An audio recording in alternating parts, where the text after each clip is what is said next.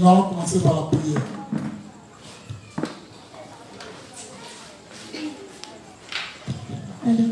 Donc ensemble, on va présenter notre foi au Seigneur, puis confier le moment à Dieu. Ensemble, prions.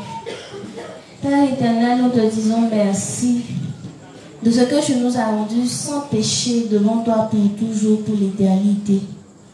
Par tes œuvres salvatrices qui sont ton baptême, ta mort, ta résurrection, ton ascension. Merci Seigneur de ce que tu nous as rendu justes, car sans toi, nous n'aurions été que des pécheurs voués à l'enfer. Merci pour le Saint-Esprit que tu nous as donné afin de comprendre en profondeur toute ta parole. Au nom de Jésus-Christ. Amen. Amen. Merci Seigneur pour ce moment que tu as permis. Merci Seigneur de ce que tu as parlé au travers de ton serviteur, que tu as mis les mots justes dans sa bouche.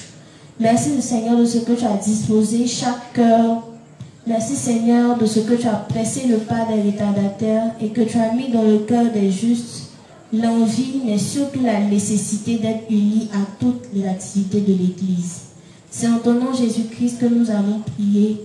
Amen. Amen. Donc aujourd'hui, c'est le vendredi 18 mars 2022. Je suis Luc Evra Abouman le juif, inspecteur section et la mission section Côte d'Ivoire, dirigé par le pasteur Tango Simon. Et j'interviens sur les 5 combinaisons de la foi. Depuis 2 semaines, nous parlons de combinaison de la foi. On a cité les éléments qu'on devrait combiner pour avoir une foi forte. Ces éléments sont l'obéissance, la foi, la prière, être unis à l'Église et au serviteur de Dieu, connaître Satan et persévérer, et ensuite le renoncement à soi. Et nous avons expliqué en détail tous ces différents éléments-là. Et hier, on a commencé par le renoncement, on a commencé à expliquer le renoncement à soi. Donc j'aimerais que quelqu'un puisse me faire un petit résumé de tout ce qu'il a compris depuis le début. Depuis le début de prière, ça dépend.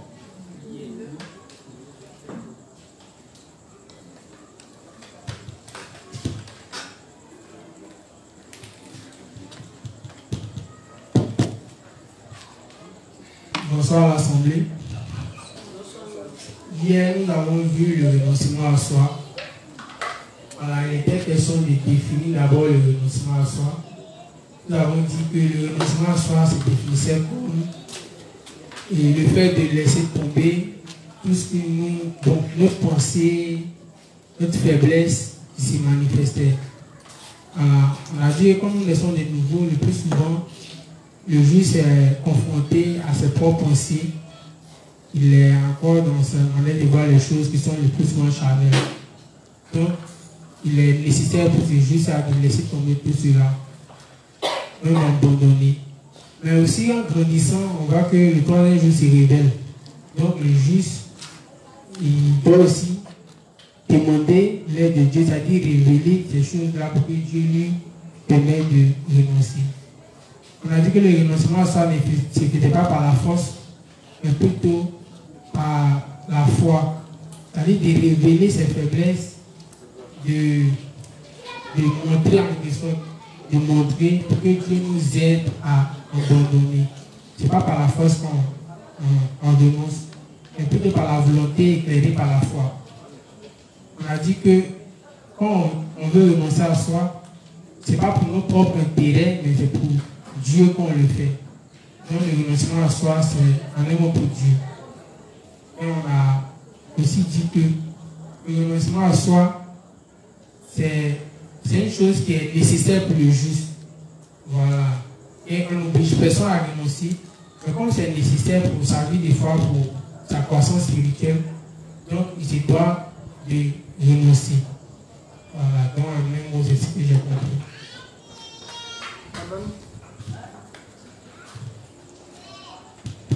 Amen. Qui veut dire quelque chose? Qui veut ajouter quelque chose?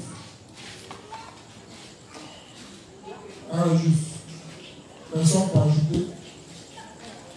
Je dis, s'il y a quelqu'un qui accomplit quelque chose depuis le début de l'enseignement, la personne, ok. Donc hier, nous avons vu le renoncement à soi, nous avons vu le fonctionnement du renoncement à soi. Et dans le fonctionnement du renoncement à soi, il y avait, le pasteur Tabo avait identifié deux étapes de vie. Qui sont, on ne doit pas être forcé à renoncer à nous. On doit renoncer à nous de notre propre volonté, éclairée par la foi. Dans le fonctionnement du renoncement à soi, on ne doit pas être forcé à renoncer à nous et on doit renoncer à nous de notre propre volonté, éclairée par la foi. Est-ce que nous l'avons dit? Et en petit 1, nous avons vu s'examiner à la lumière de la parole, réfléchir sur nous-mêmes devant la parole de Dieu pour savoir si nous avons tort ou raison.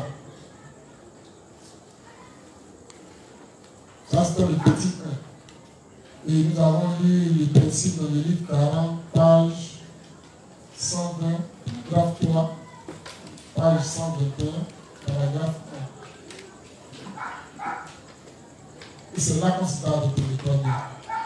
Et on a vu qu'il ne fallait pas suivre l'exemple de Judas. Parce que Judas, il n'a pas porté son devancier dans son cœur. Et il n'a pas voulu renoncer à ça.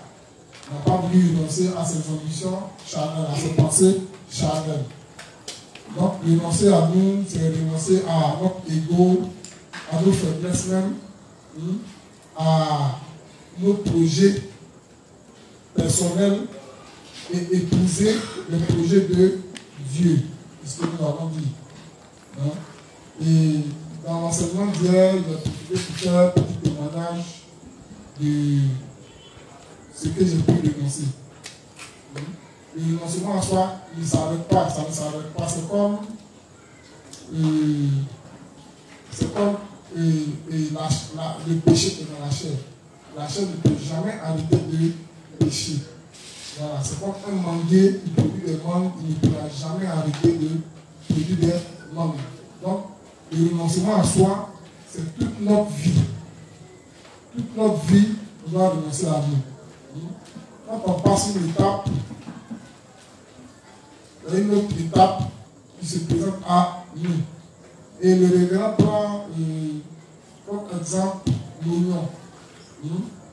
L'oignon, quand on enlève une feuille, il y a une autre feuille et la peau, non? C'est ça? Voilà. Quand on enlève la peau, il y a une autre peau qui est en dessous, mais qui est plus propre, et ainsi de suite. Jusqu'à ce qu'on atteigne le noyau. Mais nous, dans notre cas particulier, au fur et à mesure que nous renonçons à nous, effectivement, c'est pour faire le délai. Donc, spirituellement, on grandit. Mais le renoncement à soi ne s'arrête pas en tant que tel. Donc, toute notre vie, nous allons renoncer, nous allons avoir besoin de renoncer à nous. Parce que toute notre vie sur la terre, Satan ne va pas arrêter de nous traquer. Il n'y a pas un moment où on arrive et puis Satan arrête de nous empêcher de faire l'œuvre de Dieu. Satan, son travail, c'est que nous n'arrivions pas à faire l'œuvre de Dieu. Donc toute notre vie, il va chercher par tous les moyens possibles à ce que nous n'atteignons pas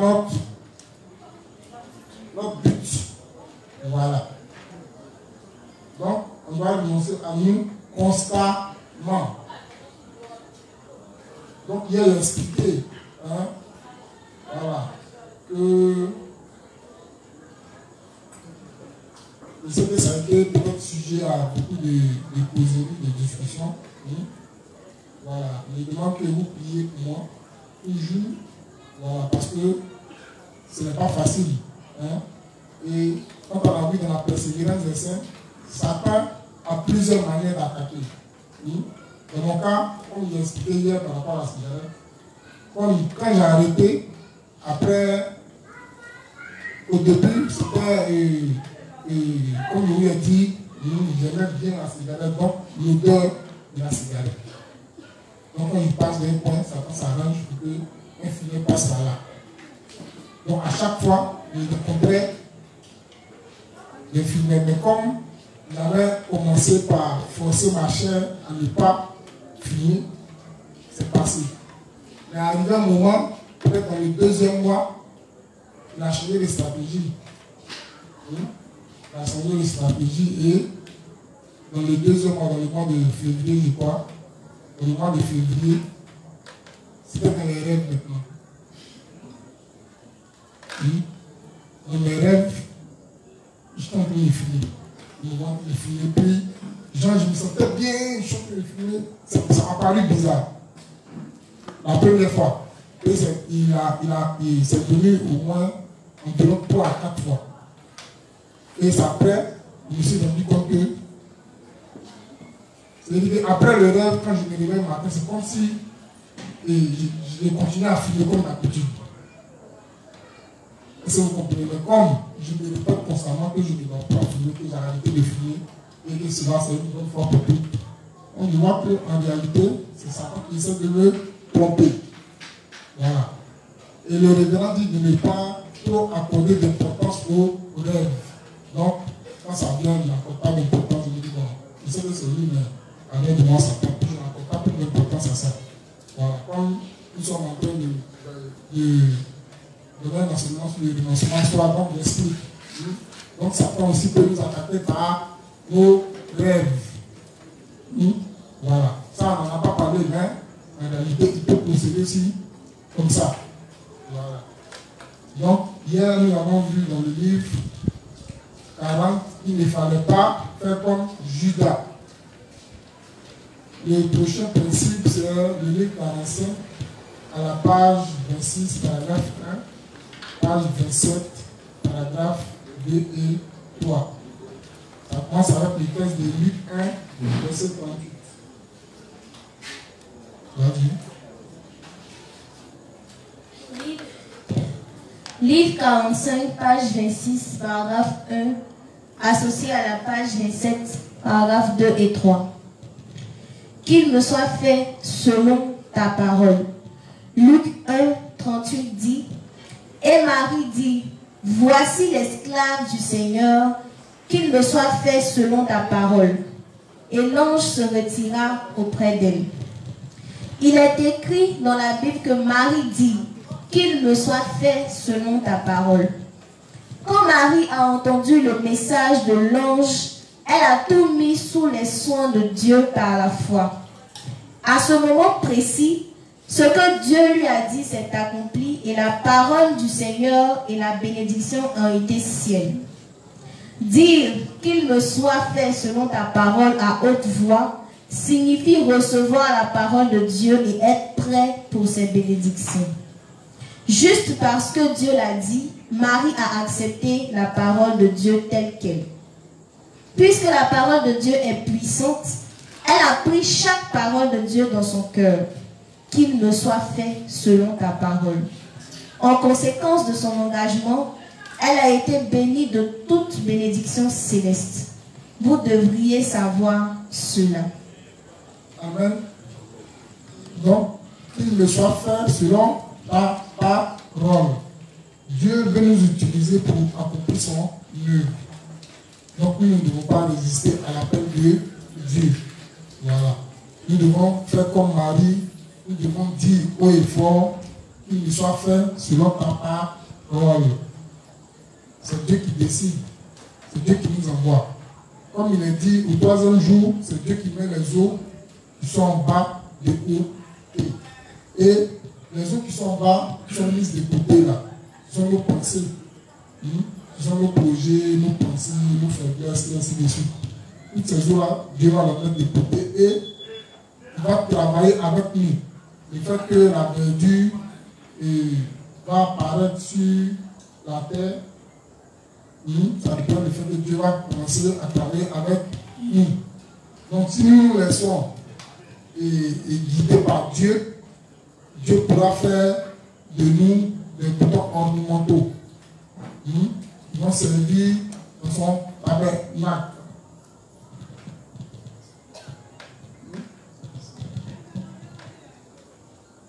Il y a le livre 39 aussi, c'est dans le même. La page 27. Ok, d'accord, vas-y. Tout comme Dieu a parlé à Marie à travers son ange messager, Gabriel, la parole de Dieu est maintenant apportée par les chrétiens nés de nouveau et les serviteurs de Dieu. Tout ce que vous devez faire, c'est recevoir la parole de Dieu en confessant qu'il me soit fait selon ta parole. Frères et sœurs, avez-vous cru la parole de Dieu quand les serviteurs de Dieu vous l'ont apporté?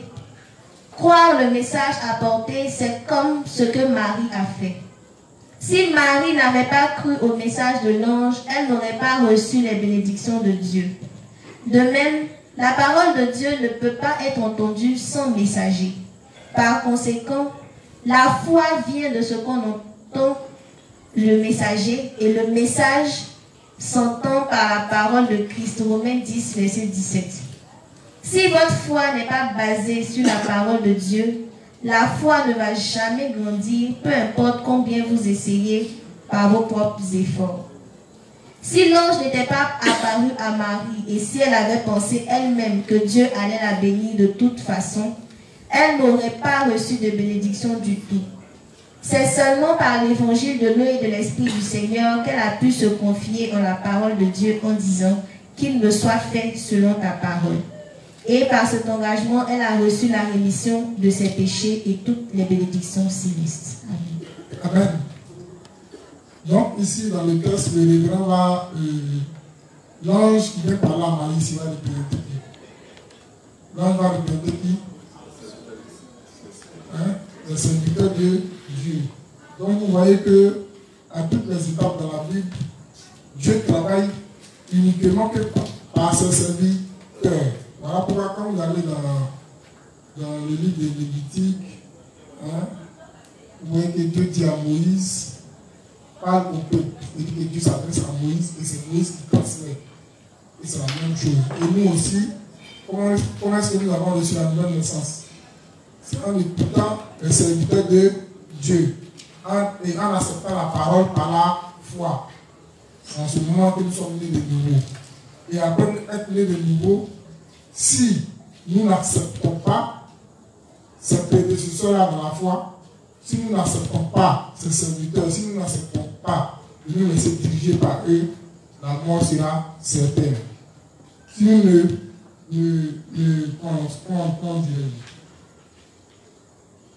si nous ne portons pas nos dévanciers dans nos cœurs, c'est bien évident que nous allons finir par perdre la foi. Cela ne va pas se faire de manière instantanée, mais de manière progressive. Quand un juste ne porte pas son dévancier dans son cœur, de manière progressive, il va finir par perdre la foi. Parce que Satan va se servir de cela pour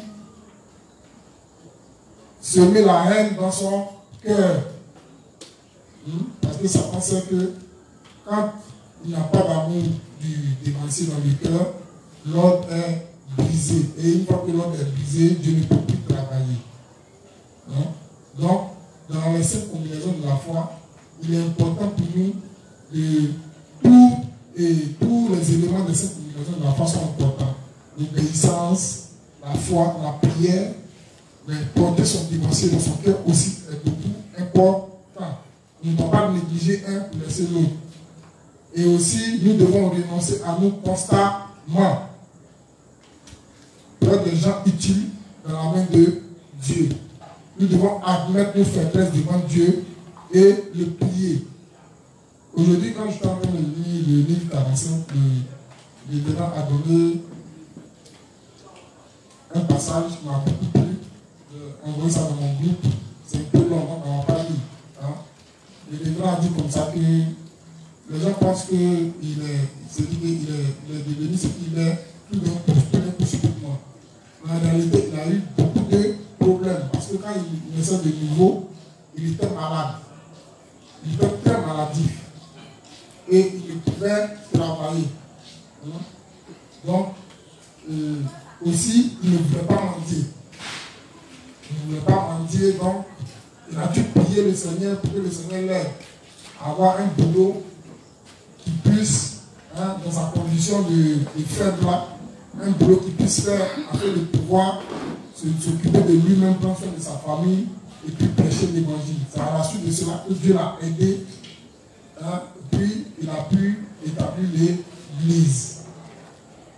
Donc il est passé par beaucoup de difficultés, mais toutefois il a eu confiance en Dieu. Il n'a pas eu peur de l'avenir. Il n'a pas regardé à l'avenir et il s'est fait inquiéter.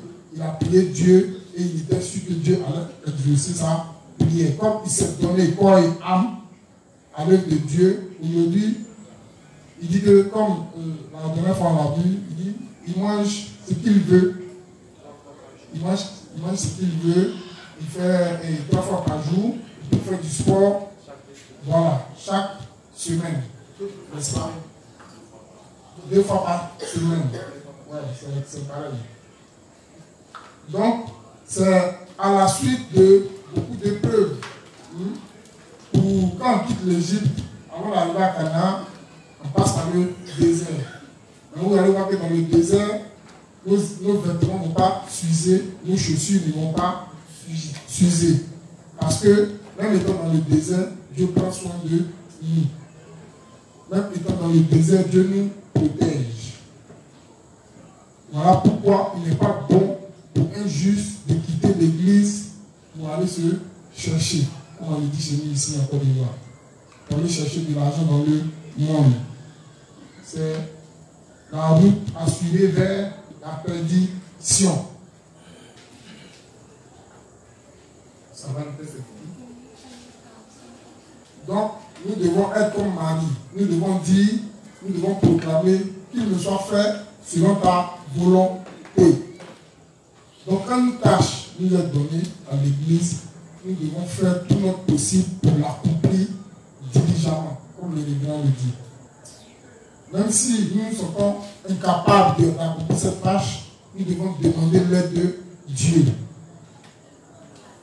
Ici, dans la justice, on le dit toujours, c'est de l'imperfection à la perfection.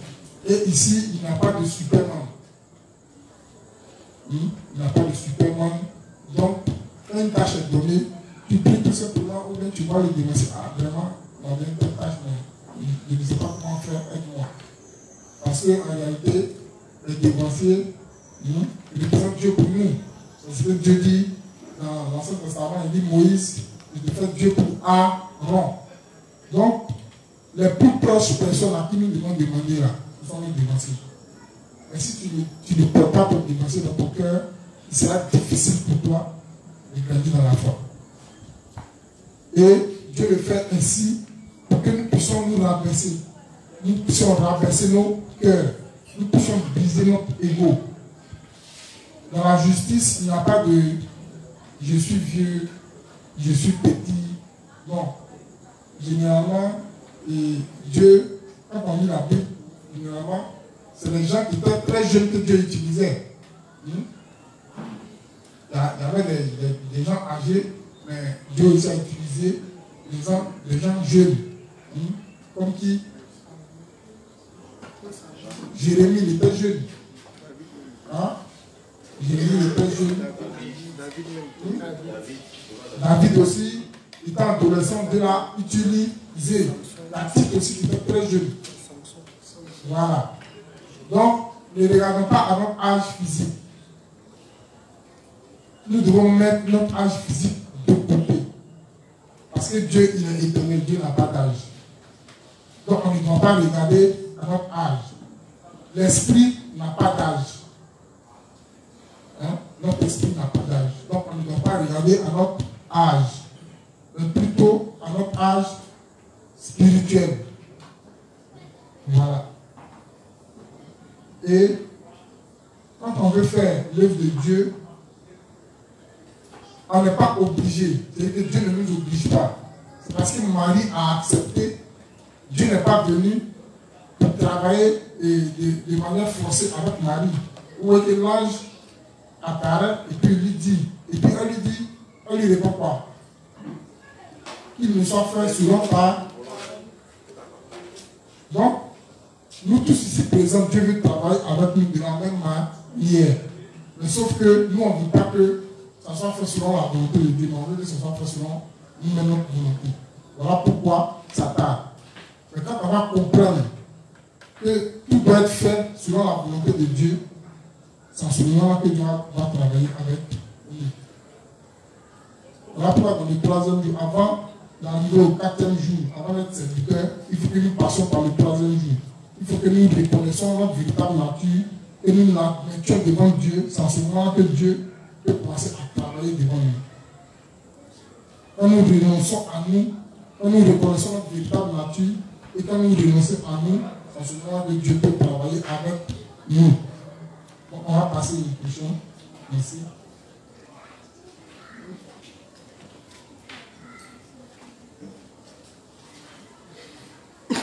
Bon, il y a beaucoup de tests que le pasteur Tagbo a donnés. Alors on a sélectionné quelques-uns, ils ont pris, sur lesquels nous allons travailler. Il y a le livre 39, page 56, paragraphe 1. Page 156 plutôt, paragraphe 1. Le livre 59, page 152, paragraphe 3. Page 153, paragraphe 1. Le livre 59, le même livre 59, page 53, paragraphe 2, 3, 4. Le livre 31, page 187, paragraphe 2. Le livre 64, page 71, paragraphe 2. Page 72, paragraphe 1 et 2. Page 238, paragraphe 3. Page 239, paragraphe 1. Le livre 44, page 291, paragraphe 3. Donc, parmi tous ces livres-là, nous avons choisi de lire le principe du livre 45, page 115, paragraphe 4 et 5, page 116, paragraphe 1. Et la page 119, paragraphe 1 et 2. Il prend livre 45, page 115, paragraphe 4 et 5, page 116, paragraphe 1, et page 119, paragraphe 1 et 2. Ça va? Vas-y. Livre 45. Page 115, paragraphe 4, 5, jusqu'à la page 116, paragraphe 1. Lecture. Mes chers croyants, le passage des Écritures d'aujourd'hui dit que Jean-Baptiste était dans le désert. Il n'a pas été influencé par les circonstances dont j'ai parlé précédemment. Mes chers croyants, puisque c'est si facile pour les gens d'être influencés par leurs circonstances, ils doivent se tenir éloignés de ce qui peut les affecter négativement. C'est bon si les gens peuvent être dans ces circonstances et triompher. Mais, puisque les gens sont généralement influencés par leurs circonstances, et puisqu'ils sont influencés par les mauvaises choses s'ils sont dans de mauvaises circonstances, c'est bien de rester complètement à l'écart de cela. S'ils ne veulent pas mal tourner, ils ne doivent pas être dans des circonstances qui ne sont pas bonnes. Amen. Je veux qu'elle reprenne la partie. Mes chers croyants, le passage des Écritures d'aujourd'hui dit que Jean-Baptiste était dans le désert. Il n'a pas été influencé par les circonstances dont j'ai parlé précédemment. Mes chers croyants, puisque c'est si facile pour les gens d'être influencés par leurs circonstances, Ils doivent se tenir éloignés de ce qui peut les affecter négativement. C'est bon si les gens peuvent être dans ces circonstances et en triompher. Mais puisque les gens sont généralement influencés par leurs circonstances et puisqu'ils sont influencés par les mauvaises choses, s'ils sont dans de mauvaises circonstances, c'est bien de rester complètement à l'écart de cela. S'ils ne veulent pas mal tourner, ils ne doivent pas être dans des circonstances qui ne sont pas bonnes. Amen. Donc ici, le révérend nous explique que Jean-Baptiste était dans le désert. Il était hors de quoi? Il était hors du système mondain, hors de la civilisation. Donc il n'a pas été influencé par les choses du monde. Voilà. Et que si nous aussi,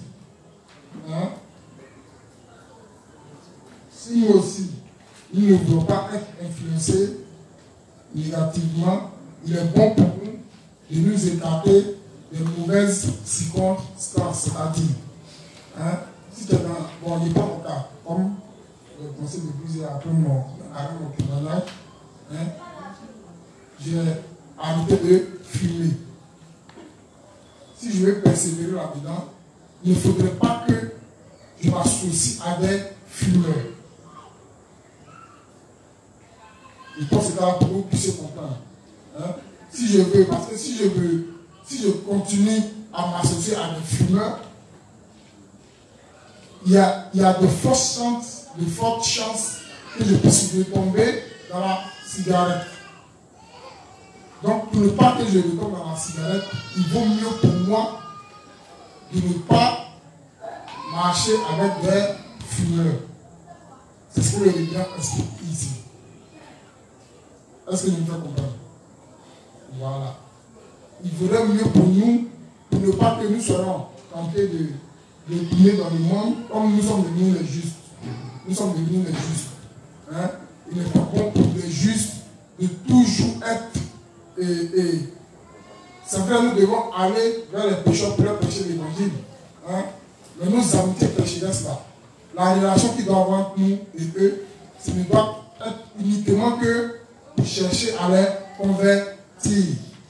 Mais si nous sommes avec des pécheurs et que nous ne sommes pas à l'aise dans la poursuite du vent, ils risquent de nous entraîner sans que nous nous en rendons compte. Parce que le combat, c'est que toi tu es juste, et juste enfant de Dieu, et le pécheur qui est enfant du diable. La lutte, c'est que toi, enfant de Dieu, tu puisses apporter la lumière à l'enfant des ténèbres. Mais si tu vas, au lieu d'apporter, au lieu de faire briller ta lumière, que c'est le contraire, c'est les ténèbres qui étouffent ta lumière, tu risques d'être emporté par les ténèbres. Donc il est bon pour nous, voilà pourquoi le révérend dit, il est bon pour les justes de demeurer ensemble. Ce n'est pas le révérend qui dit. Plus loin, c'est Dieu qui dit qu'il est bon pour les justes de demeurer ensemble. Nous formons une famille. On ne doit pas regarder à l'âge, mais on doit faire tout ensemble. Et il y a un texte qui le dit ici, le révérend. Mais ici, ce qui nous intéresse, c'est que puisque les gens sont généralement influencés par les circonstances et puisqu'ils sont influencés par les mauvaises choses, ils sont dans de mauvaises circonstances, c'est bien de rester complètement à l'écart de cela. C'est bien de rester complètement à l'écart de cela. Aujourd'hui, on remarque que les téléphones Android ont carrément changé la mentalité des gens. Voilà. Les téléphones Android, pas seulement les téléphones Android, même la musique a perverti la jeunesse. Donc, il y a des choses, quand nous voyons que ces choses-là peuvent influencer nos circonstances, c'est mieux de s'en écarter. C'est ce que le révérend dit ici. Est-ce que ça va? Est-ce que ça va? Okay. Donc on peut continuer. Les gens pensent facilement qu'ils peuvent ne pas être influencés par leurs circonstances si leur volonté est ferme. Ils peuvent penser que tout sera en ordre, peu importe où ils vont, mais ce n'est pas le cas. Puisque les gens sont facilement influencés dans certaines circonstances, ils devraient totalement rester éloignés. Nos pensées sont pareilles. Les gens sont des existences influencées par leurs circonstances et les pensées aussi. Si les pensées de quelqu'un sont consumées par des choses qui ne sont pas bonnes, ils vont dans cette direction. Ces pensées se gravent dans la pierre. Donc, avant que nos pensées ne soient gravées comme cela, nous devons faire ce que nous pouvons pour ne pas être atteints par des choses qui ne sont pas bonnes. Amen. Ici, nous sommes dans le fonctionnement du renoncement à soi. C'est dans le fonctionnement du renoncement à soi. Et le révérend explique que si les circonstances dans lesquelles nous sommes ne sont pas bonnes, nous devons nous en écarter. Et dans le petit 1, c'est s'examiner vis-à-vis de la parole. N'est-ce pas? Donc, si nous sommes dans des circonstances où c'est le fonctionnement du renoncement à soi, voilà. Par exemple, je suis injuste et j'aime beaucoup la compagnie de mes amis pécheurs. Je ne suis pas avec eux pour leur prêcher l'évangile, mais je suis avec eux pour porter comme on le dit. Et quand je suis avec eux, même, je ne veux même pas qu'on m'appelle le juste. Quand le juste passe, je me cache. Et à l'intérieur de moi, je sais que les circonstances dans lesquelles je me trouve là ne sont pas bonnes. Parce que je risque d'être emporté par ces amis pécheurs-là. Qu'est-ce que je fais? Je dois m'écarter d'eux pour chercher à leur apporter l'évangile. Je dois plus être en compagnie des justes que des pécheurs. On n'a pas dit de rejeter carrément nos amitiés pécheresses ou bien nos connaissances pécheresses. Non. On n'a pas dit de les rejeter carrément. Mais plutôt de chercher à les convertir. Voilà. Continue. Page 119, paragraphes 1 et 2. Nous devons seulement avoir des pensées spirituelles droites, puisque nous sommes des gens qui sommes influencés par nos pensées. Mes chers croyants, savez-vous combien de gens il y a qui ont été ruinés parce qu'ils ont fait une erreur dans leurs pensées? Les gens sont ruinés en pensant de façon incorrecte une seule fois. Les gens ne sont ruinés d'aucune autre façon. Ils sont ruinés s'ils pensent de façon incorrecte. Il y a aussi des ouvriers du ministère qui ont quitté l'église parce qu'ils ont pensé à tort en faisant le ministère. Il y a eu des gens qui ont pensé, 2 points, si je suis dans l'église, je suis occupé et les choses sont toujours difficiles en vue de prêcher l'évangile. Ce serait mieux si je partais et travaillais pour vivre pour moi-même plutôt que d'avoir des temps difficiles comme ma survie maintenant. Amen. Donc le révérend nous dit que une seule fois.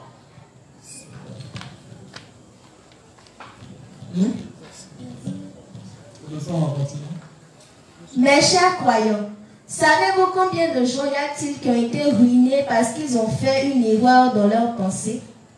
Les gens sont ruinés en pensant de façon incorrecte une seule fois.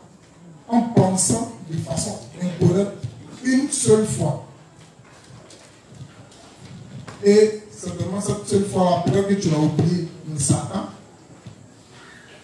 quand on appelle le malin, il s'est saisi de ça et il va ruiner toute ta vie. Voilà pourquoi il est conseillé d'avoir des pensées spirituelles. Il est conseillé d'avoir des pensées spirituelles. Après le fonctionnement du renoncement à soi, je crois bien que le pasteur va expliquer le fonctionnement du renoncement à soi par pourcentage. Hein? Voilà. Après, ça va couler là-dessus le fonctionnement du renoncement à soi par pourcentage. On doit emmener, on doit s'efforcer d'avoir des pensées spirituelles pour ne pas tomber dans une pensée qui va ruiner notre vie spirituelle. C'est ça que vous faites comprendre. Voilà. Vas-y.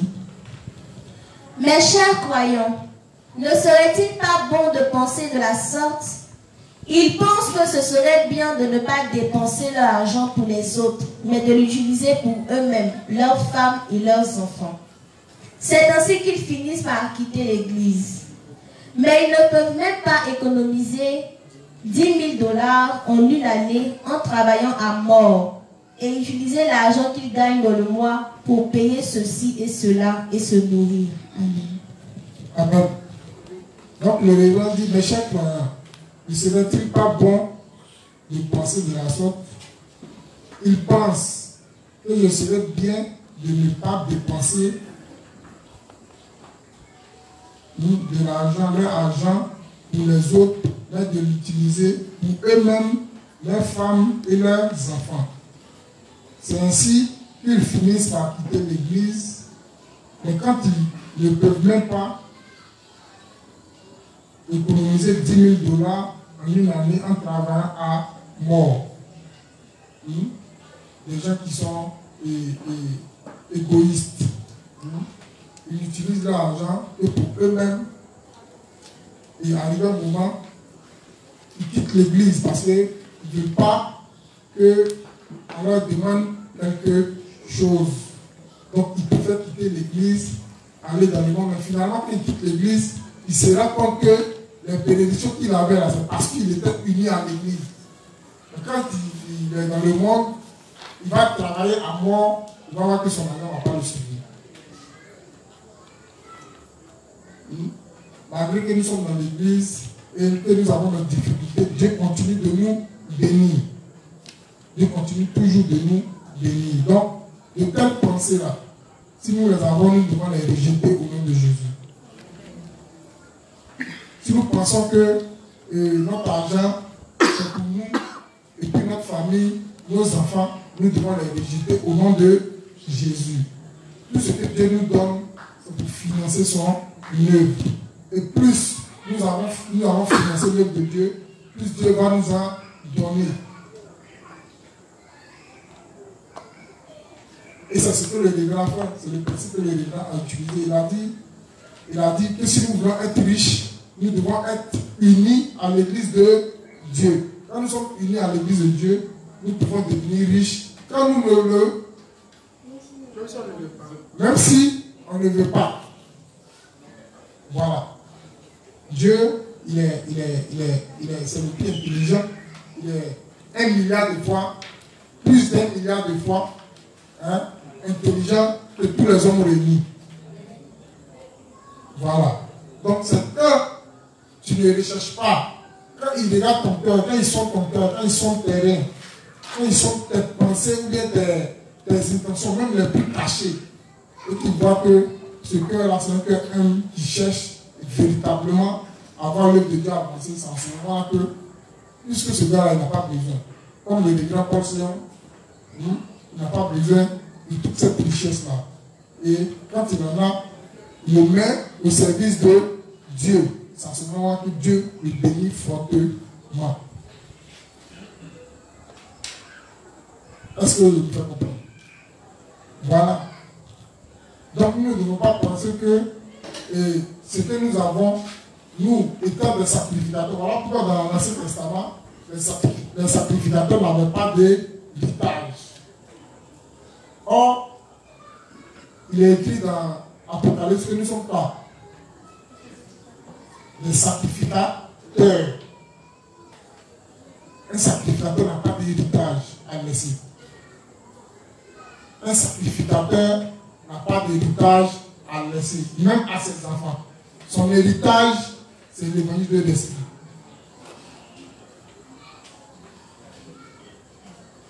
L'héritage que nous léguons à nos enfants, c'est la parole de Dieu.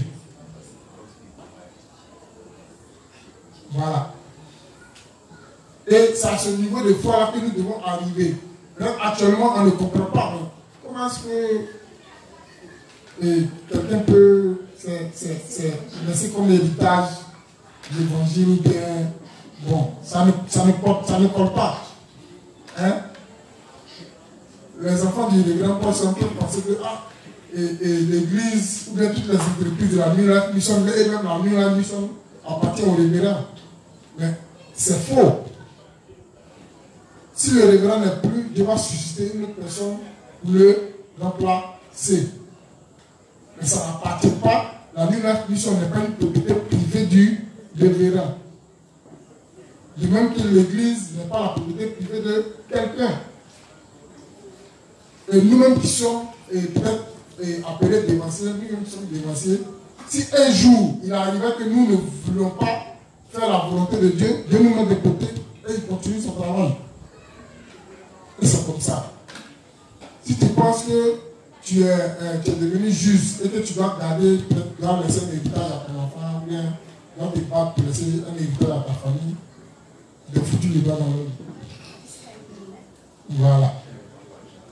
Donc, tout ce que nous faisons, c'est pour Dieu que nous le faisons. Et quand nous occupons des affaires de Dieu, Dieu aussi en retour, il s'occupe de nos affaires. C'est comme ça, c'est donnant. Dieu, c'est le plus grand businessman. Voilà. Tu ne peux jamais le doubler. C'est un grand businessman. Quand tu penses que tu l'as doublé, lui, il t'a doublé au moins 10 fois. Donc ça va. Donc nous sommes toujours dans le fonctionnement du renoncement à soi. Et dans le petit 1, c'est s'examiner à la lumière de la parole. Petit 2 maintenant, nous devons, petit 2, amener nos pensées charnelles à la soumission. Reconnaître ce qui est faux comme faux. Petit 2, emmener nos pensées charnelles à la soumission. Reconnaître ce qui est faux comme faux. Dans le fonctionnement du renoncement à soi, il y a le petit 1 qui est s'examiner à la lumière de la parole. Petit 2, emmener nos pensées charnelles à la soumission. Reconnaître ce qui est faux comme faux. Ça va?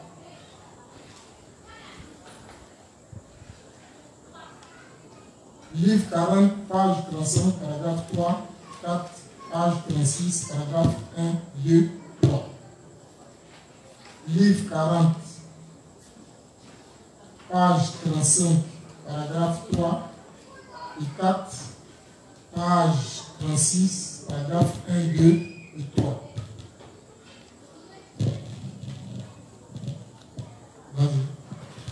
Bien sûr, Dieu nous protège. Mais la parole nous enseigne aussi que nous ne devons pas le tenter. Seuls ceux dont la foi est faible essaient de tenter Dieu en pensant: le Seigneur me protégera, peu importe ce que je fais.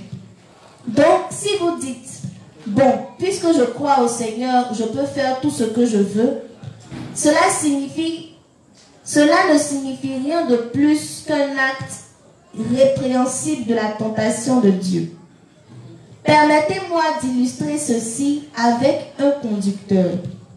Sera-t-il correct qu'un conducteur pense qu'il peut conduire bien qu'il n'y ait aucun doute sur le fait que Dieu a effectivement garanti notre salut? Non, excusez, le test a été sauté. Donc, ici, le révérend veut nous faire comprendre quelque chose. Est-ce qu'un conducteur pense qu'il peut conduire en étant ivre, par exemple? Hein? Il s'est dit, bon, je suis juste. Dieu me protège. Donc, il s'enivre, et puis il se met au volant. Ça, c'est tenter Dieu. En faisant ça, c'est tenter Dieu. particulier? Ok, vas-y. Permettez-moi d'illustrer ceci avec un conducteur. Serait-il correct qu'un conducteur pense qu'il peut conduire de n'importe quelle façon juste parce qu'il croit en Dieu? Non, bien sûr que non. La bonne chose à faire est d'obéir aux règles de la circulation et de conduire prudemment.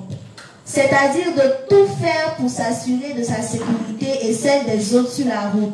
Puis prier le Seigneur de le protéger. Si quelqu'un conduit mal et entre en collision frontale avec un gros camion, au lieu d'essayer de l'éviter en pensant « je ne mourrai pas parce que je crois en Dieu », alors la personne, je vous dis, même pas un chrétien ne pourra échapper à la mort. De toute évidence, cette personne ne comprendrait même pas sa propre mort, en se demandant au dernier moment, est-ce parce que je n'ai pas assez de foi? Pourquoi est-ce que je meurs si je crois en Dieu? Mes chers croyants, est-ce vraiment ce qui constitue la foi sincère en Dieu? Absolument pas. Bien qu'il n'y ait aucun doute sur le fait que Dieu a effectivement garanti notre salut, penser qu'il nous protégerait toujours, même si nous ne faisons pas ce que nous pouvons pour assurer notre sécurité, ce n'est autre que tenter Dieu. Les accidents arriveront même si quelqu'un fait assez attention en prenant toutes les précautions nécessaires. Donc comment quelqu'un peut-il s'attendre à ce que Dieu vienne à son secours quand il n'a pas fait ce qu'il était supposé faire? Donc, lorsque nous demandons quelque chose à Dieu, nous devons d'abord faire tout ce qui est dans nos possibilités et ensuite seulement demander à Dieu son aide pour ces choses qui sont au-delà de nos moyens. Si quelqu'un marche aveuglément vers sa propre mort, alors qu'il le sait bien, alors ce n'est pas Dieu qui l'a enlevé, mais c'est un désastre humain. Bien que Dieu accepte ces âmes qui périssent par erreur humaine, il ne prendra jamais plaisir à ces accidents stupides. Amen. Donc le texte est clair. Voilà, il ne faut pas tenter Dieu. Nous devons emmener nos pensées charnelles à quoi? À la soumission. Donc on ne doit pas penser comme je suis injuste, donc je peux tout faire et tu te livres, peut-être qu'est-ce que je peux prendre comme exemple? Libertinage sexuel et tu ne te protèges pas. Non, je suis injuste et tu couches avec n'importe quelle fille. Tu t'attends à quoi? Hein? MST, le mari sexuellement transmis. Vous, sida. Et là, il va te faire pour et de ta maladie, Dieu va te faire souffrir. C'est-à-dire que tu ne vas pas mourir vite. Hein? Donc nous devons emmener nos pensées charnelles à être soumises. Donc le livre a pris ici l'exemple d'un conducteur. Un conducteur, comme je l'ai dit tantôt, tu ne peux pas être au volant, étant injuste, et puis être ivre. Ce ne serait pas bien. Et tu te dis, bon, comme c'est injuste, il y a un gros camion qui vient, il fonce tout droit. Il va quitter, parce que c'est injuste. Et je ne mourrai pas. Parce que Dieu a dit qu'il me protège. Voilà. Et le livre dit, Dieu ne prend pas plaisir à ce genre d'accident stupide. Ça, c'est comme un suicide. Or, il a dit que celui qui se suicide va directement sans embouteillage. Voilà. Donc, ici aussi, c'est une sorte de renoncement. On ne tente pas Dieu. Ça va? Livre 45, page 122, paragraphe 2.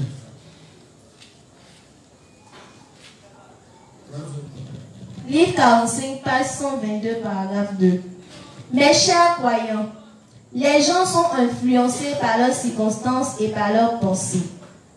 Même si vous avez reçu la rémission de vos péchés, vous devez penser correctement pour vivre vous-même et mener une vie qui sauve les autres âmes aussi.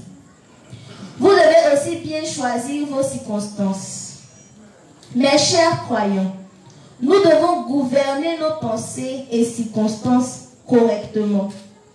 Peu importe ce que nous faisons, nous devons penser spirituellement, faire l'œuvre spirituelle et nous mettre dans des circonstances spirituelles. C'est alors seulement que vous et moi, nous pouvons devenir des gens bénis devant Dieu et des gens qui partagent ses bénédictions avec les autres. C'est à ce point extrême qu'il est important de mettre, vous et moi, nos pensées et nos circonstances dans des choses spirituelles. Amen. Donc, le révérend dit, nous devons forcer nos pensées à devenir spirituelles. Donc, généralement, quand on a vu un frère parmi nous qui peut-être est toujours prêt en train de faire front, genre, ça nous énerve, on est un peu jaloux à ce moment. Jean lui veut dire quoi? C'est lui le spirituel. Elle dit, Jean, c'est lui le spirituel, toujours en cas libre. Tout c'est lui là le principe. Mais en réalité, cette jalousie-là, c'est la chair qui fait ça. En réalité, on doit chercher à s'unir à ce frère-là pour pouvoir être spirituel. C'est ce qui est la meilleure chose à faire. C'est pour ça qu'il vient pour dire, ah, lui là me dit quoi? Tu c'est lui, c'est lui la fin ici, c'est lui la fin là-bas. Hein? Et puis on est un peu jaloux, genre, bon, il grandit spirituellement. Vous voyez non? Le révérend nous dit, on n'a qu'à forcer nos pensées à nous. C'est-à-dire que quand un frère se comporte comme ça, on doit chercher à aller vers lui, pour faire comme lui. On ne doit pas se mettre là à critiquer puis à le dénigrer. Hein? On doit forcer nos pensées à devenir aussi spirituelles. Ah, lui là, d'abord il bosse en train d'aller vers lui. Et puis, étant avec lui, vos causeries seront toujours spirituelles. Et en ce moment-là, tu vas voir que tu vas commencer à changer, tu vas commencer à avoir une pensée spirituelle. Tes pensées seront à peut-être 60-70% spirituelles. Est-ce que tu vas comprendre? C'est de ça que le révérend parle ici. Je reprends la lecture. Il dit, mes chers croyants, les gens sont influencés par leurs circonstances et par leurs pensées. Même si vous avez reçu la rémission de vos péchés, vous devez penser correctement pour vivre vous-même et mener une vie qui sauve les autres âmes aussi. Dans notre priorité, dans notre vie, ça va pour sauver les autres âmes. Pour nous-mêmes, c'est pour garder notre foi intacte. Hein? Il faut que nous gardions notre foi et nous devons vivre pour sauver les autres âmes. Il dit, vous devez aussi bien choisir vos circonstances. Mes chers croyants, nous devons gouverner nos pensées et circonstances correctement. Peu importe ce que nous faisons, nous devons penser spirituellement. Nous devons gouverner nos pensées. Peu importe ce que nous faisons, nous devons faire quoi? Nous devons penser spirituellement. Faire l'œuvre spirituelle et nous mettre dans les circonstances spirituelles. C'est alors seulement que vous et moi pouvons devenir des gens bénis devant Dieu. Et des gens qui partagent cette bénédiction avec les autres. C'est à ce point extrême qu'il est important de mettre, vous et moi, nos pensées et nos circonstances dans les choses spirituelles. Les principes sont donnés. Ce n'est pas des choses qu'on fait un coup. Si vous vous amusez à vouloir faire ça un coup, ça va devenir un calvaire. Donc, la méthode, c'est de prier Dieu, ah Seigneur, donne-moi de soumettre mes pensées, et les amener à des pensées spirituelles. Et puis, petit à petit, les choses se font petit à petit. D'abord, il faut que vous-même vous le vouliez profondément. Il faut que dans votre cœur, là, vous voulez être spirituel d'abord. Et quand vous voulez véritablement être spirituel, vous faites la prière, ah Seigneur, je veux que toutes mes pensées soient spirituelles. Et puis ça se fait petit à petit, pas à pas. Quand Pascal a dit aujourd'hui que nous devons soumettre nos pensées que doux. Quand le gars va dire lui, non, c'est pas comme ça que ça se fait. Voilà, ça se fait pas à pas. Étape par étape. Ça va, non? Et comme on a dit, et on va être spirituel, donc à partir d'aujourd'hui, tu donnes tous tes amis pécheurs. Bon, je pose ça avec le jugement, c'est pas comme ça que ça se passe. Faites les choses pas à pas. Quand on est là, quand tu as des amis qui n'ont pas encore reçu l'évangile, les pensées spirituelles, je vais chercher à penser, bon, quelle méthode est-ce que je vais faire, je vais mettre en place pour pouvoir les gagner. Tu peux sélectionner les amis, essayer de voir, essayer de les étudier. C'est un intérêt physique. L'inspecteur Hassan a travaillé sur le cahier des projets. Comment est-ce qu'on fait pour gagner un terrain physique? Voilà. Donc c'est un terrain humain, un terrain humain. C'est une personne. Il faut l'étudier. Qu'est-ce qu'il aime, qu'est-ce qu'il n'aime pas, ainsi de suite. Et après avoir fait ton étude, tu mets un système en place pour pouvoir le gagner. Ça peut être nos parents, ça peut être nos mamans, et ainsi de suite. C'est ça, avoir des pensées spirituelles. C'est ça, soumettre nos pensées. Tu arrêtes des gens qui n'ont pas encore reçu l'évangile, ils te demandent, mais bon, cela eux, ils posent tous les jours. Est-ce qu'ils ne pas mettre un système en place pour essayer de parler des choses de la fin des temps, afin que quand ces choses-là vont arriver, ils puissent se souvenir et puis en même temps je leur prêche l'évangile. Voilà. Dans le temps, le pasteur, quand on a causé avec les Illuminati, ils avaient dit qu'ils allaient libérer Pako. Et nous on a dit aux gens que votre type, votre gars, il sera libéré. Il y en a qui n'ont pas cru. Eux aujourd'hui, ça s'est vérifié. Donc on peut revenir pour dire, on vous a parlé, vous n'avez pas cru, voilà que c'est vérifié. Et on vous parle des choses de la fin du monde. On vous a dit que l'URSS sera reconstituée. Vous n'avez pas cru. Aujourd'hui, la Russie a envahi l'Ukraine. Et on vous dit encore que la Russie va pas s'arrêter à l'Ukraine, mais elle va reconstituer tout l'ancien bloc soviétique. Mais nous vous disons que si ces choses-là arrivent, vous devez venir voir en ce que nous disons. Parce que nous sommes véritablement les enfants de Dieu. Et nous nous inspirons de la parole de Dieu pour dire ces choses-là. Bon, dans l'art d'évangéliser, il y a plusieurs manières. Il y a plusieurs manières d'évangéliser. Et une fois en faisant un front, il y a un peu longtemps, avec un pasteur, vous connaissez le feuillet des justes, le niveau juste. Nous, on a passé notre deuxième jour. Un pasteur de c'est pas un pasteur, c'est un rien. On le brisé, il est là. Et puis on était fait front, le gars, ça criait même. À la limite, comment on appelle ça? Comme on le dit, à la rendu plat. Mais à notre grande surprise, quand le pasteur est venu, on s'est commencé à appeler le gars comme de Dieu. Non, ce qui dit la stabilité.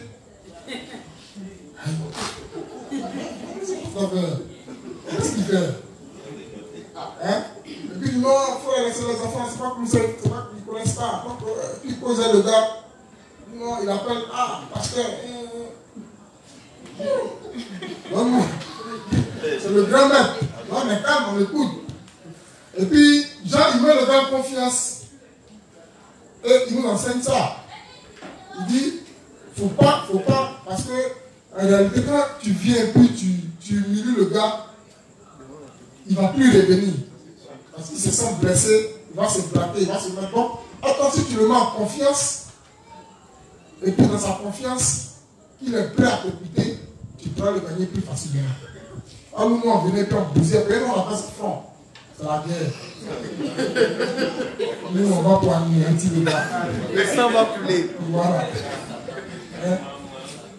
Et puis, comme on vient, donc, dans l'art de la guerre, dans l'art d'évangéliser, il y a plusieurs méthodes.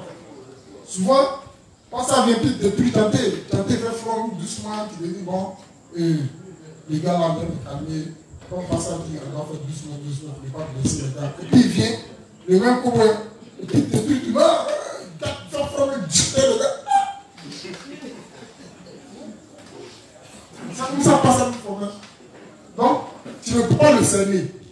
Souvent, il vient, il prend là, et puis il s'envole. Il va parler des choses, il a fait le temps, ainsi de suite. Le gars même est bleu. Et puis, il ne laisse pas s'en aller. Et bleu. Kobo, nous allons mélanger. Nous allons mis en hausse. Nous allons dans la terre. Il a caché le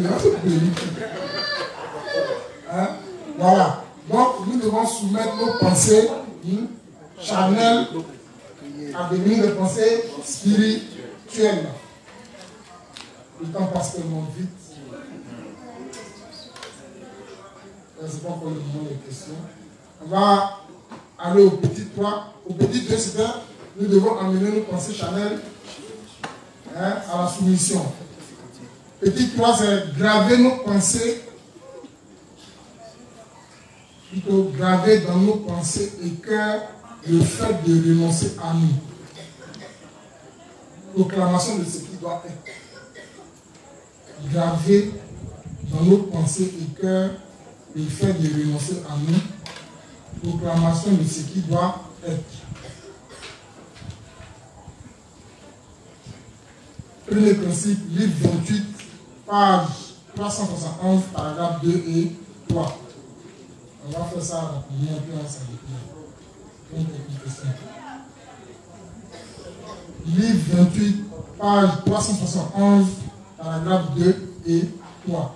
Nous sommes dans le petit 3. Graver dans nos pensées et cœurs le fait de renoncer à nous. Nous devons proclamer ce qui doit être. Proclamer ce qui doit être.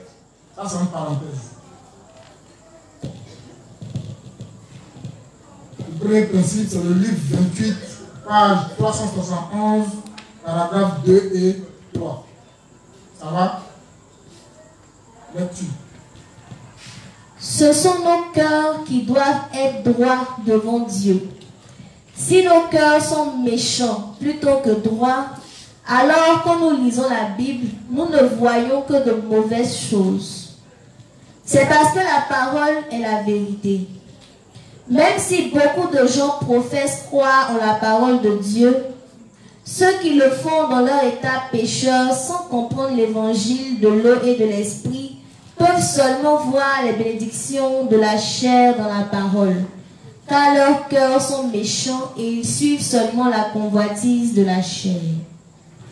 Puisqu'ils invoquent le nom de Dieu seulement pour satisfaire leurs envies, quand ils lisent la Bible, Dieu ne leur montre que le moyen de suivre les convoitises de la méchanceté de leur chair. Pour illustrer cela, considérons 3 Jean 1, verset 2 qui dit « Bien-aimé, je désire que tu prospères à tous égards et sois en bonne santé comme prospère l'état de ton âme. » Un examen attentif de ce passage révèle que la prospérité de nos âmes est la condition préalable à toute autre sorte de prospérité. Dieu veut que notre âme prospère avant tout, puis nous fleurirons en toutes choses. Autrement dit, Dieu nous dit que nous devons recevoir la rémission des péchés avant tout, puis suivre la justice de Dieu. Dieu nous aidera alors dans tout ce que nous faisons. Amen. Amen. J'ai l'impression que le texte ne colle pas avec ce que nous devons graver. Parce que le pasteur a donné beaucoup de textes. Il a fallu chercher les textes. Ça peut être un travail facile. Donc voilà, soufflez. Après, vous prenez votre livre 28. Vous voyez, vous pouvez chercher ça vous-même. Ici, il s'agit de graver, de proclamer ce qui doit être. Hein?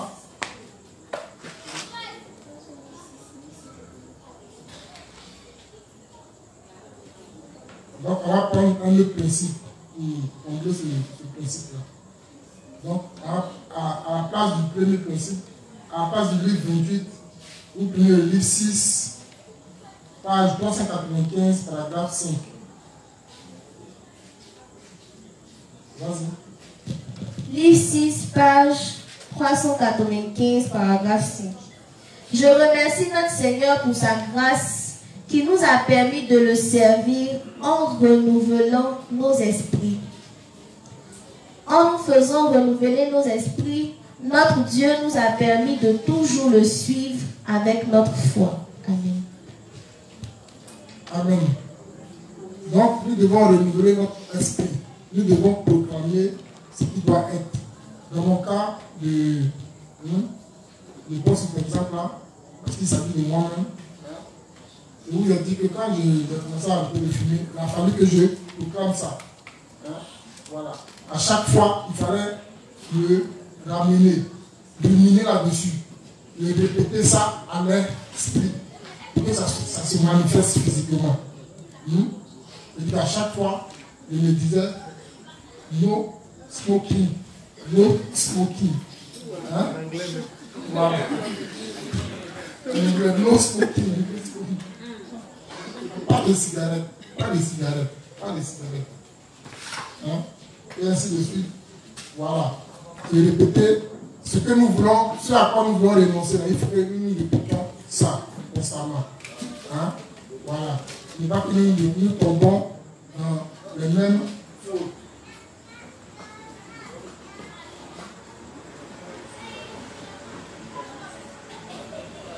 On va s'arrêter là. Comme il paraît qu'il y a quelques questions, on va prendre les questions. On a une troisième semaine à faire encore.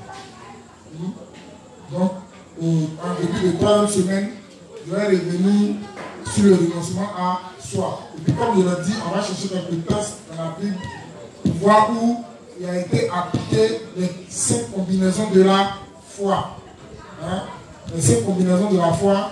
Et comme on a dit, ça englobe un certain nombre de principes. D'où l'obéissance, la foi, la prière, quoi?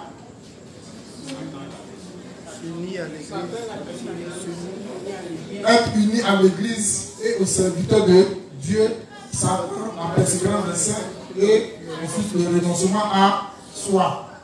Voilà, on va chercher des textes dans la Bible où ces choses-là ont été combinées. Et Dieu a agi. Voilà. Donc, question? Il y a le juste Jar Kwaku Hilaire qui dit: ma question est la suivante. Le renoncement à soi extrême du juste ne pourra-t-il pas amener à penser que nous sommes justes dans la chair et se glorifier que nous sommes forts? Le renoncement à soi extrême du juste. Bon, je ne sais pas de quoi je vais parler, mais le renoncement à soi, alors pourquoi il me dit qu'on n'oblige pas?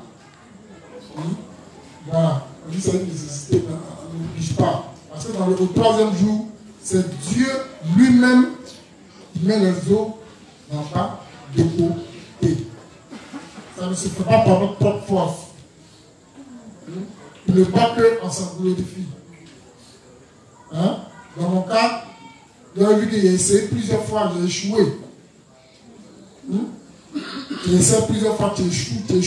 Quand tu n'as plus d'espoir, quand tu vois tes limites, c'est en ce moment que Dieu agit afin que tu ne dises pas que cela vient de toi. Donc, si tu arrives à renoncer à quelque chose et que tu penses que c'est par tes propres forces, en ce moment, ça ne sera pas le renoncement à toi, c'est autre chose. C'est autre chose. Voilà. Deuxième question. La seule question. Donc, dans l'assemblée, qui a des questions? Une question.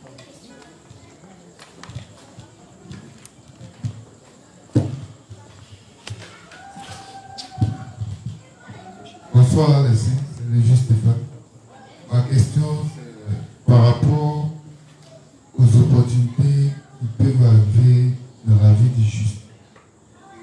Souvent, il y a des opportunités qui arrivent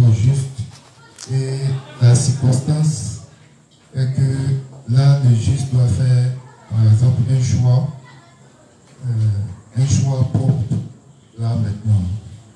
Et il arrive que souvent, on fait pas le bon choix. Donc, la question, c'est comment le juge, face à ces opportunités-là, et dans diverses circonstances, peut faire un bon choix.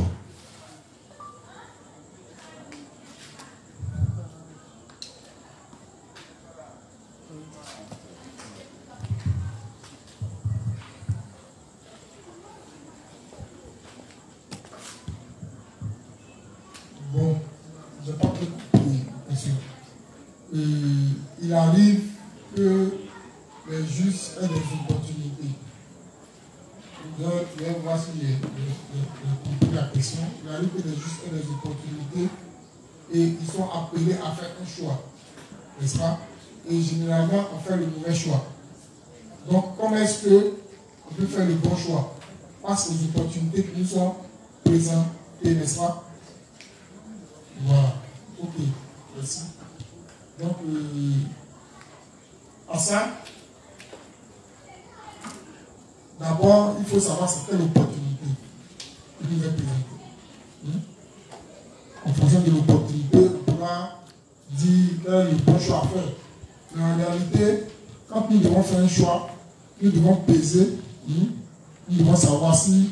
Parce que quand on parle de bataille spirituelle, c'est ça, c'est une bataille entre la chair et l'esprit. L'opportunité qui nous est donnée là, est-ce que Dieu est gagnant dedans? Ou est-ce que c'est nous qui gagnons dedans?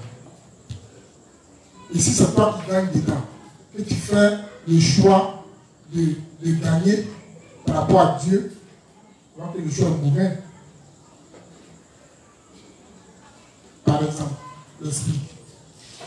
Je viens de mettre de niveau. Je viens de mettre de niveau, je suis un niveau juste. Et chaque jour, les messieurs viennent ici, ils disent la nécessité de se faire former. Comme je suis né de nouveau, j'ai besoin de formation. Et dès que je suis né de nouveau, il y a un numéro qui m'appelle, et puis on me dit, bon, tu as été sélectionné, tu vas aller travailler aux États-Unis. Le choix est fait. Ou bien, le choix est fait. La proposition est faite. Hein? Tu sais que tu es né de nouveau peut-être il y a 2 mois. Tu vas avoir dépensé, tu dis, ah, bon, si tu vas, c'est pas évident que tu gardes la foi. Ça, c'est une évidence.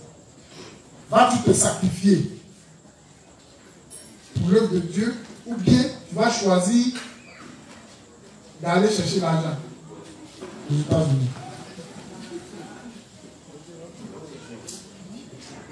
Le révérend, quand il est né de nouveau, et il a inscrit dans un livre où, quand il est né de nouveau, il avait à sa charge les enfants et la femme de son frère qui était décédé. Hein? Et il n'avait rien, et lui-même sa propre famille en charge. Et il n'avait rien pour s'occuper de cette famille-là. Il était face à un choix. Soit aller travailler dans le monde pour nourrir sa famille, ou bien faire l'œuvre de Dieu. Parce qu'il allait voir sur Internet, il a fouillé, il a vu que personne ne prêchait l'évangile de l'esprit. Parce que pour lui, s'il y avait des gens qui prêchaient l'évangile de l'esprit quelque part, il allait s'unir à eux et puis apprendre d'eux. Mais il a vu qu'il n'y avait personne qui prêche l'évangile de l'esprit. Or, sachant que c'est un trésor qu'il avait reçu, s'il allait travailler dans le monde, ce n'était pas évident qu'il puisse s'occuper de sa famille. Donc il s'est dit, mais si je travaille pour Dieu, je suis sûr et j'ai la conviction que Dieu va se charger de ma famille. Donc il a fait le choix de faire l'œuvre de Dieu. Et aujourd'hui, voilà ce que ça donnait. Sa famille n'est pas morte de faim, mais encore plus, il a gagné plus. Donc voilà. Si notre choix doit nous éloigner de l'église, ce serait un mauvais choix. Tout simplement. Voilà. Ça va? Quelle question? Si vous n'avez pas de question, vous posez une question. La minute qui tombe déjà. Hein? Question?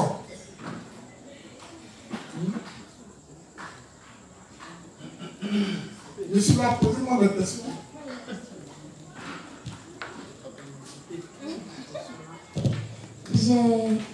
J'ai du mal à comprendre quelque chose. Par rapport à la réponse au juste, il est là. Parce que hier, dans le développement, peut-être que j'ai mal compris.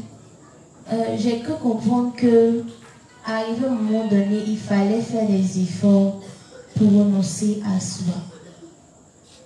Et quand comme ça, j'entends que c'est un peu comme si il n'y avait pas de contribution de notre part, ça me fait un peu bizarre. Comme s'il n'y a pas de contribution de notre part. Non.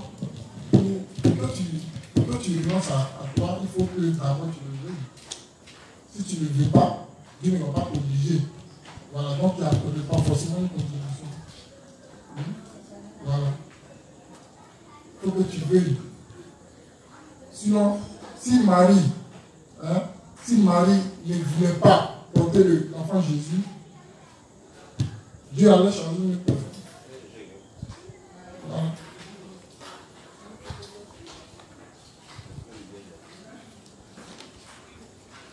Oui, on est à l'extérieur du politique.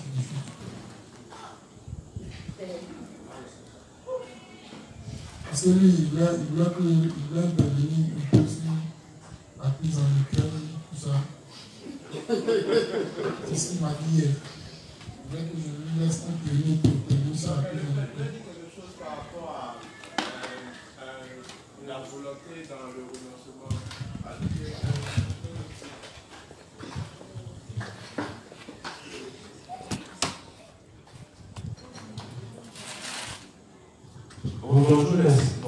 Bonsoir les saints. Pour revenir sur la question de la justice, évidemment quand on a commencé à étudier le renoncement, et tout est une question d'étape, le pasteur Tandro voulait nous faire comprendre que simplement pour renoncer, il faut demander à Dieu. Et que le renoncement ne demandait pas nos efforts. Donc, je suis là pour revenir à l'exemple du père Évra. Je fume, je dis, bon Dieu, merci de ce que j'ai arrêté de fumer. Même quand je vais à une boutique et que j'achète une cigarette, pendant que je donne les 50 francs au monsieur pour acheter la cigarette, je dis dans mon cœur, merci Seigneur parce que j'ai arrêté de fumer. C'est bête, mais la Bible nous fait comprendre que la foi est une folie pour ceux qui périssent. Mais pour nous, c'est toute notre force. Et c'est ce qu'on a appris au début. Finalement, en montant dans l'enseignement, puisque évidemment, on comprend que pour celui qui est plus petit, on lui donne le lait et puis après on rentre dans la nourriture qui est un peu plus solide. Le pasteur Taro va nous faire comprendre que c'est vrai, je demande à Dieu. Je dis à Dieu, par exemple, je veux arrêter de fumer comme le Père a dit. Mais Dieu, il est évident que Dieu va me donner la force. Mais s'il y a un mérite qu'on a, c'est premièrement le fait de prier. Parce que s'il y a quelque chose qui est... il se trouve que Dieu ne peut pas ouvrir notre bouche pour prier. Donc ça, au moins, on a ce mérite-là d'avoir envie de prier et puis de demander à Dieu. Aucun juste ici ne pourra dire que lui, il a demandé à Dieu de renoncer à lui et puis Dieu ne l'a pas aidé. C'est carrément faux. C'est d'ailleurs pour ça que lorsque on transgresse une loi de Dieu, on a droit à une sanction, même si on va au paradis. Donc, on a forcément une part de responsabilité dans ce que nous faisons d'où le fait qu'on ait le libre arbitre. Dieu nous donne la force de pouvoir arrêter. Mais libre à nous de pouvoir exercer cette force-là ou bien de dire que je me plais dans ce que je fais. Donc, pour résumer, la première étape, c'est je n'ai aucune force. Je dis à Dieu, je n'ai aucune force. J'ai besoin de ton aide. Aide-moi. Chaque jour, je fais le truc qui n'est pas bien. Je dis à Dieu, j'ai besoin de ton aide. Aide-moi. Jusqu'à ce que moi-même, je puisse prendre, le révérend appelle ça avoir une conscience profonde que ce que je fais n'est pas bien. Et puis au bout d'un moment, je me permets par la force de Dieu d'arrêter. Donc on a toujours notre effort à faire, même si c'est pour prier, même si c'est pour avoir envie, on a toujours notre effort à faire et puis on a notre part de responsabilité dans ce qu'on fait. Voilà ce que je voulais dire.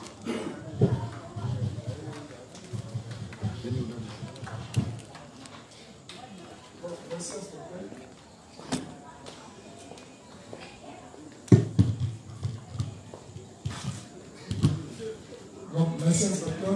Donc voilà. En plus, donc c'est pas parce que nous avons peut-être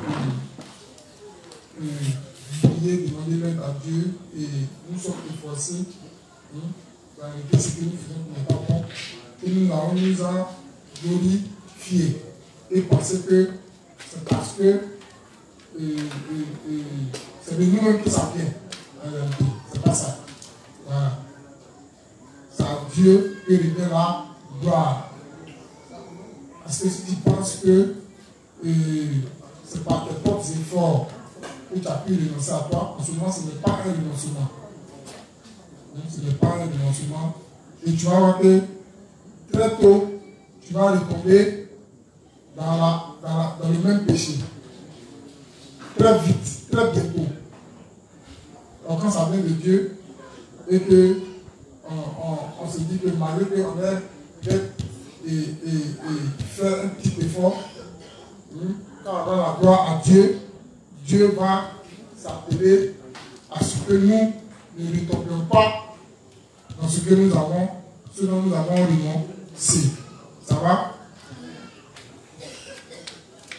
Question? La semaine prochaine, c'est les chants qui vont venir. Ne venez pas leur poser des questions. Ne venez pas leur poser de questions. Ils vont venir, ils vont chanter parce que le but dans l'enseignement des chants, c'est pouvoir expliquer ce qui a été fait ici, mais en chanson. Ce n'est pas pour que vous leur posez des questions. C'est quand les gens n'ont pas peut-être participé aux enseignements, quand on leur demande de faire un exposé. Un exposé peut-être sur l'historique de leur groupe et ainsi de suite. Là, si vous font des exposés sur l'historique de leur groupe, là, vous pouvez leur poser des questions. Mais si c'est sur l'enseignement, vous n'avez pas le droit de leur poser des questions. Que les questions que vous pouvez poser, c'est sur leurs chansons.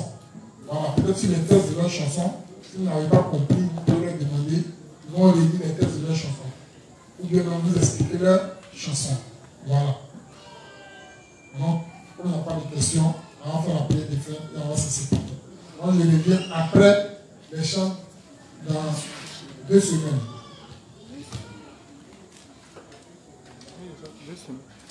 Donc les justes, on va se disposer et on va remercier le Seigneur pour ce moment et lui confier le reste du temps. Ensemble, prions. Seigneur Jésus, nous te disons merci pour ce moment bénissant que tu as permis. Merci Seigneur pour toutes ces paroles, pour ces enseignements.